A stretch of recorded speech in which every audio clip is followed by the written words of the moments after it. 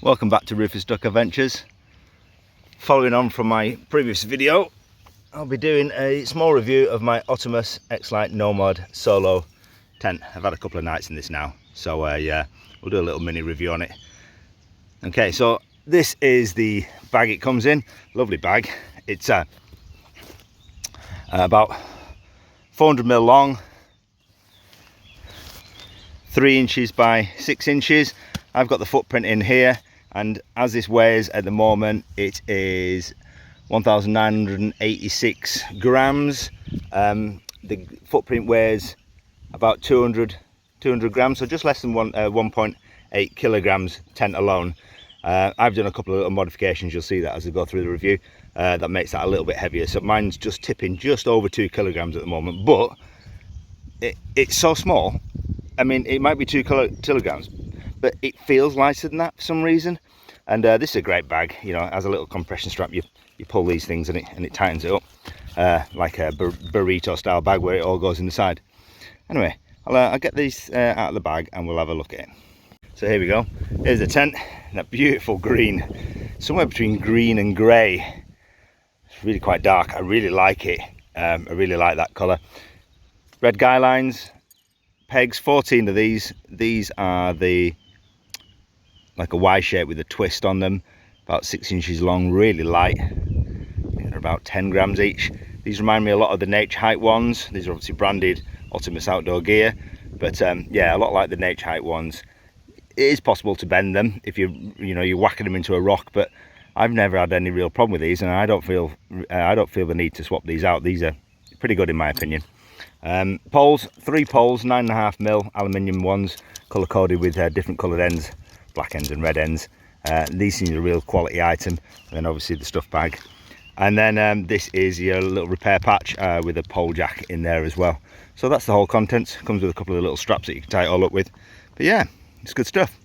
Right then, I'm going to peg this onto the floor, and then I'm going to let you see me pitching it up. Okay, so there you go. I've just pegged out the 6 pegs, 1, 2, 3, 4, 5, 6, kind of a weird hexagon sort of shape. And why I like this tent and why I've bought this tent is it's good in the wind. So the fact that you can fully peg it onto the ground before you put the poles in is a massive plus. You know, if you're on a hilltop and the wind's blowing, that's exactly what you want to do. You want to peg it down securely, nothing's going to blow away. You'll notice at this point I've got 2 orange guy lines at this end where the rest are red. I've swapped these ones out, and I've done that for 2 reasons. One of the guy lines supplied was too short, so I needed to solve that. But more importantly, when I first started pitching this tent, it's quite difficult to figure out which way it's orientated. I was flapping around with it and trying to figure it out, and the only way I could figure out where this end was the printing on there, and that's easy to lose. So I thought I'll swap these out for an orange ones, and that means my foot end, which is this, has the orange ones and the rest are red. So that's just for my own ease of use, but it works quite well. Okay, I'll push the poles into it, and you'll see the next step. So I've just got these poles are marked red on the end, and they go through the red eyelets, which goes through these 2 little sleeves. They're only short, they're only about a foot long each one, and they're right on the apex of the tent. And then the final pole, which is over there, has a black ends, and that one will cross over and go into this point here. I'm just going to set this up, but if you open the tent door a little bit, it just allows a little bit of air to go in. And what I'm going to do is I'm going to set this, the way I would have this set up is the foot end into the wind.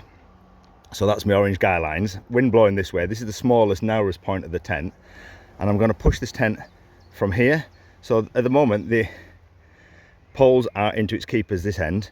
When I push it from this end up with the wind to my back, where I can shelter the tent a little bit with my body, push it in this direction, that whole thing will stand up, and then I can start clipping it in.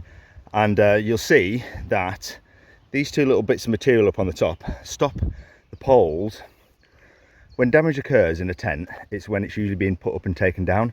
You often see people poling them, and they start clipping the bottom and start working their way up, but the problem is it leaves the top of the pole really exposed. It can go up and down like this, and you often get a break right at the very top.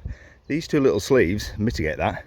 They're fantastic. It keeps it connected even before you start pushing it at the ground and at the apex. So really good design. I really like it. This is brilliant for setting up and taking down in the wind. Anyway, I'll set this up and you'll see exactly what I mean. Okay, you'll see what I mean now. Wind is at my back. I give this a little push up like this, and I can control both poles at the same time. Drop them in their keepers, clip it on. Again, I can, if it's really blowing, I can have these two guy lines set up ready to go straight out into the wind. Clip this together, that connects it there, and quickly pull that down and close that off, and then have this lot clipped up real quick.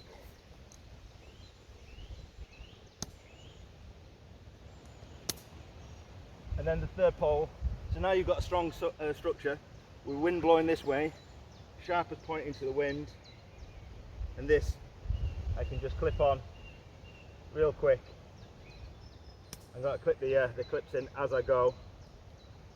Again, if I got the wind blowing from the side, I can guide this at this point if I needed to.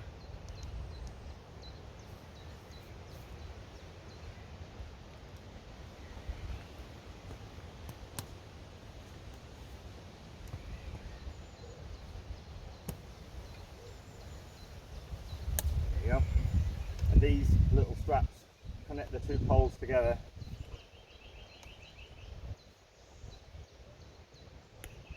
Cross them over and then you pull it up and it just keeps them tight.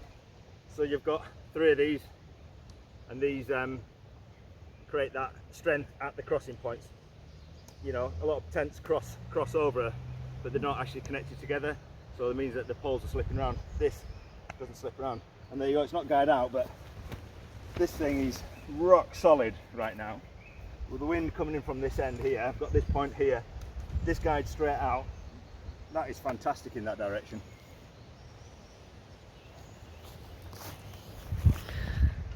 So there you go, tent is up. As you can see, it runs 6 skylines with double points on each one, down to a single peg. So that's effectively got 4 guy lines from that front end. It makes it really strong. And then the other height here on this pole, on each pole basically coming down with the red guy lines coming down and out, and then obviously it's pegged into the ground at every point, and you'll also notice that there is a pegging point on this panel. It's quite a large panel, obviously no door there, and then where the door is, we actually have another pegging point here, which is quite useful because again, if the wind shifts and into that point, it's quite good. You'll notice that the door comes up and over and has a slight arch to it. This one is not top zipped, a little bit of a shame, but I have a feeling that's been done on purpose. And I like the way it zips up and it connects up here. I'll show you that in a second. But just going back to the shape of the tent, these two little strips over the top, you saw when I was putting it up that this pole didn't apex up. Really awesome feature. So yeah, I mean, so we have obviously a couple of vents at the head end with stays off with the mesh inside. One here, another one there. There's a corresponding mesh on the inner tent so any wind can blow right through. So just talking about wind, normally you would set this tent up, big end, head end, this end, into the wind, and that's how you would, I guess, with the vents and the extra poles, that makes a lot of sense. But there's a couple of little elements of it down here where this inner tent is really quite close to the outer tent, and I've actually tried to mitigate that with, oh, that didn't last long, did it? A little crocodile clip and a bungee clips onto there, and it just keeps that away from that.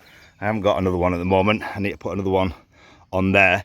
This point here kind of blows in as well, but this is the vestibule area, so it's not that much of an issue. It's only blowing in onto your bag.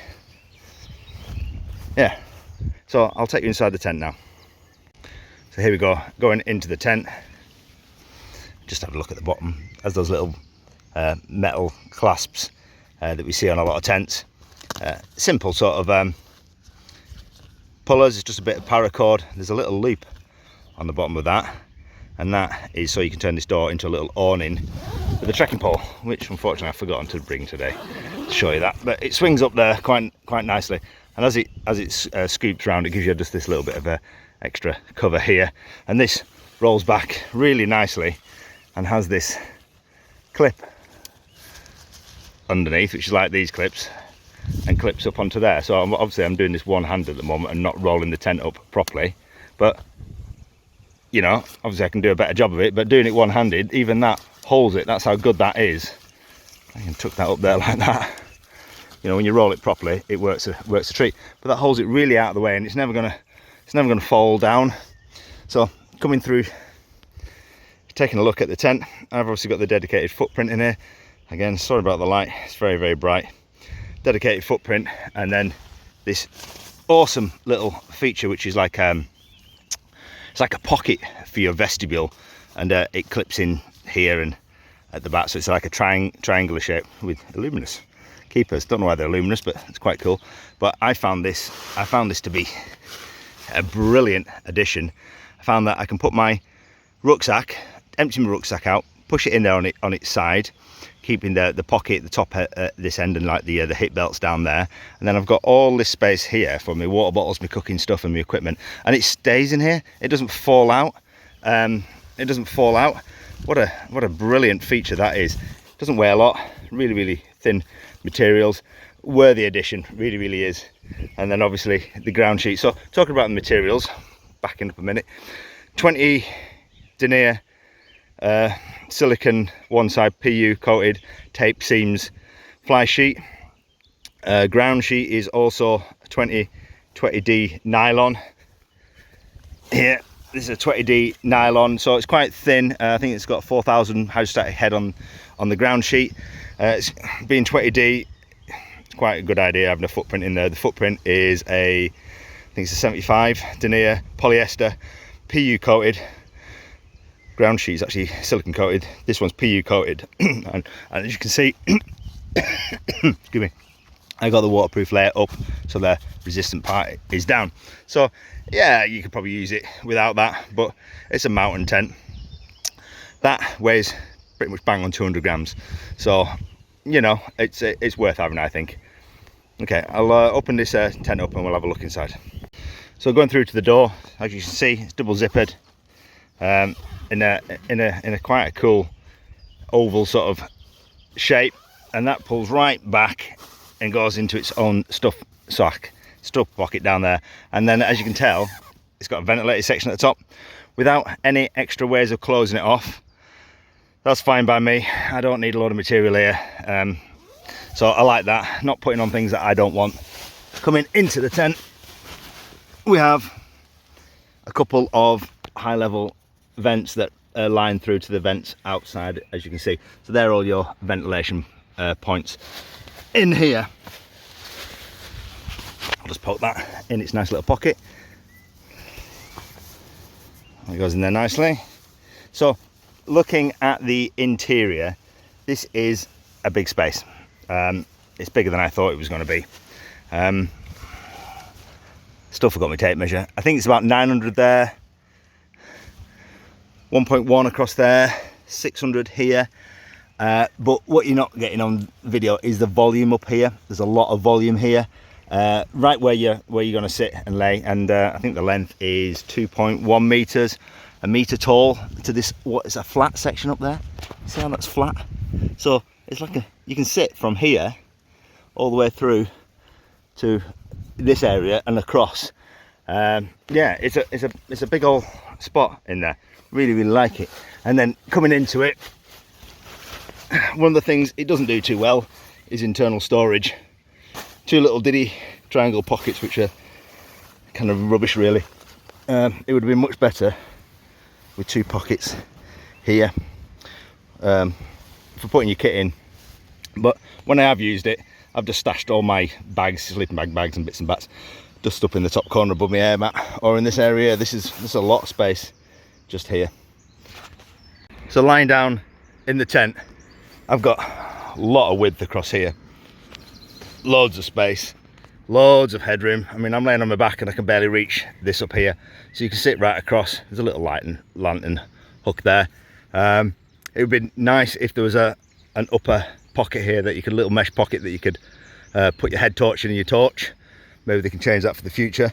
But what I like about it is this line here, it doesn't encroach, so this is virtually vertical here, so you've got all this sitting space. It's it's a really pleasant place to be. I really like it. It's deceptively large. Again, you know, this area here, it's not coming in on you at all. Fly sheet, where you peg that out there, it's plenty far away from the tent.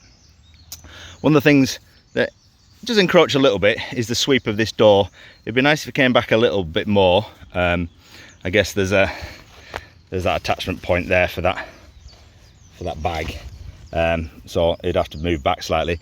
When you're sitting cooking in this tent, your legs are catching that a little bit, but it's not a deal breaker, far from it. And speaking about sitting and cooking, the nicest place to sit and relax is right here. It's really good. I've got loads of room above my head. Here, even though the tent feels quite narrow just across here. It's just enough to put your head there and sit and cook between your feet at this point, with your bag here, with all your bits and bats and your cooking equipment in it. You know, it's fantastic. This isn't the longest. This is what, 200, 400, 500 mil wide, but you can unclip that off there dead easy, pull that back and cook here. Now this door, when it unpops, I'll do that now. So again, I'm sitting in my tent, I can unclip this really easily and zip him down, nice and sweet.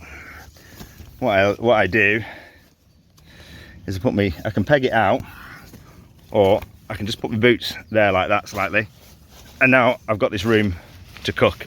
Can't really pull this back any further because of this loop here. It kind of stops you, and this is here, but it's enough. I've cooked here a couple of times now with my spirit burner stove, and it's been fine, and it definitely keeps the wind off you.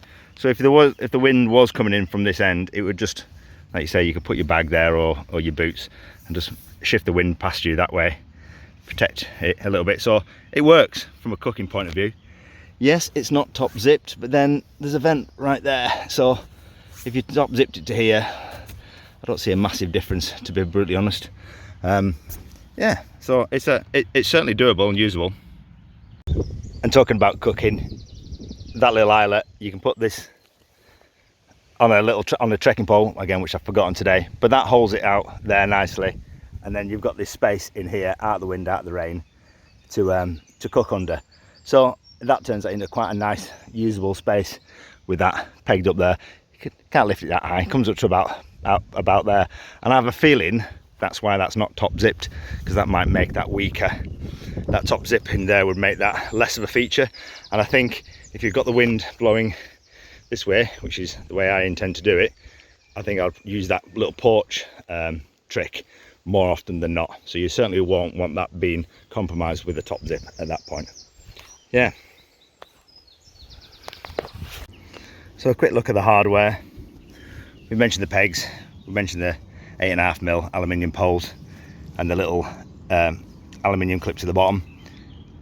3mm Dyneema, I believe, line across here, and line locks, 2 line locks on there. Now I will mention about these guy lines. These are quite stretchy. They're a bit spongy, and but they don't stay spongy. Once they've got stretched out, they seem to stay at that length. One of the things I noticed when I was pitching it for the first time, I kept having to retighten these guy lines, and I thought I was going mad until I realised they actually do stretch a little bit. But once they've reached that limit, they seem to be all right. But that's one of the reasons I swapped that out for a slightly heavier gauge, less stretchy guy line at this end. Yeah, all the little clips. I fantastic. These connect up onto like this little loop. There's like a little loop. These little loops are all over the tent. That's how it's all connected through on the inside. I like these little loop and toggles with a little bit of elastic. You will notice that some of the distance between the inner and the outer is quite close in a lot of places, especially here and here at the head end. And without those little tie-out points, that with the winds blowing in, this starts to touch. I had these two panels touching at the bottom. That's why I put that clip on there. And one of the reasons I would probably favour the foot end into the wind, because with that pegging point here and on the door, this end seems to be better further away from the tent than the head end does. So summing up, how do I see this tent and what's it for? I bought this. I was looking for a mountain tent, a tent that I can put up and take down in the wind, and I don't think I've found a tent that does it as well as this. You saw me pitching it up and how solid it was, and how there didn't seem to be any weak points in the setup and takedown process. And we all know that's when tents break, when you're putting them up and taking them down, not so much when they're all guyed out. So yeah, that satisfies that fantastically. You know, we've got 3 poles that are crossing at 3 points, double pegged out, guyed out, amazing, great shape, narrow at this end, wonderful. Is it a true 4 seasons tent? Well, that depends on what you mean by 4 seasons, but if you're talking winter tent, no, I would say not, because there's quite a lot of mesh on the inside, you know, a couple of mesh panels and a mesh door, and there's no way of really blocking them off. Obviously there's no snow skirts. The fly does come down pretty close to the ground, as you can see. I'll peg that one out. But yeah, pretty close to the ground without being absolutely rock solid down. You see how there's ever slight arch, and that's pretty difficult with the light, but there's a slight curve in that one there, so there's a little bit of ventilation underneath, and obviously you've got the high level vents. So is it a true mountain in the middle of winter tent? No, I don't think it is. Is it a summer mountain tent? Oh yeah, and that's what I bought it for. It's a summer mountain tent. I don't go camping in the dead of winter. It's not my bag, baby. But getting up onto the top of the Brecon Beacons when it's windy and I want something that's not going to blow away, that's the kiddie. What a brilliant tent. Ooh, I forgot to mention, got a washing line up there as well on a line lock. What a great little feature. Anyway, I'm digressing. Yeah, for a summer mountain tent, yeah, brilliant. Big enough to cook in, to sit in, to do your oh, it's raining outside, it's cold, I want to be in my tent. Awesome. That little pocket's great. The ground sheet works a treat. Yeah, is it perfect? No, I think a couple of the internal pockets is a thing. I think those guy lines, if they continue to stretch, will need replacing, and an additional pegging point here and here. Obviously I've got that little crocodile clip on there, but that's not the best in the world. That's why I've got mine set up on a bungee. I don't want to put too much stress on that, and also why I'm going to put the foot end into the wind, not the head end. Outside of those small features, this is amazing. What a cracking tent. I mean, the colour of it, the shape of it. I mean, that's quite a large panel, but this here crosses over, gives it a lot of strength. You know, time will tell how well these points hold up with a lot of stress, but I think they're going to do well. I mean, especially again with that, look, you got four points there and a fifth one into that main wind end. That's good, in my opinion. Really, really good. So if you're looking for a summer mountain tent, 3.5 season, let's call it that, at the price that these are going for at the moment, it's an absolute steal. Really, really, really good tent. It's got a feel about it that I can't describe. Sitting in there cooking your dinner and looking at the view is brilliant. You don't get a lot of coverage here, unfortunately, when you are sitting there.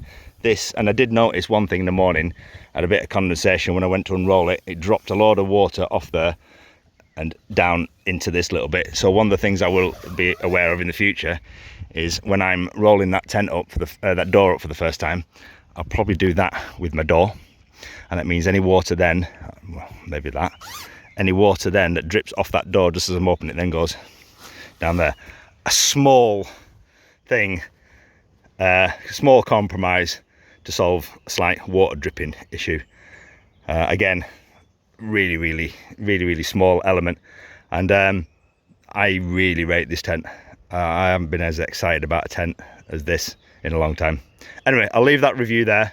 I hope you enjoy it. If you buy it, I certainly am. I'm enjoying it. Can't wait to get it up in the hills really high. Okay, bye for now. So there we go, all wrapped up, back in its bag. I will say this now, this bag could do with being just a little bit bigger.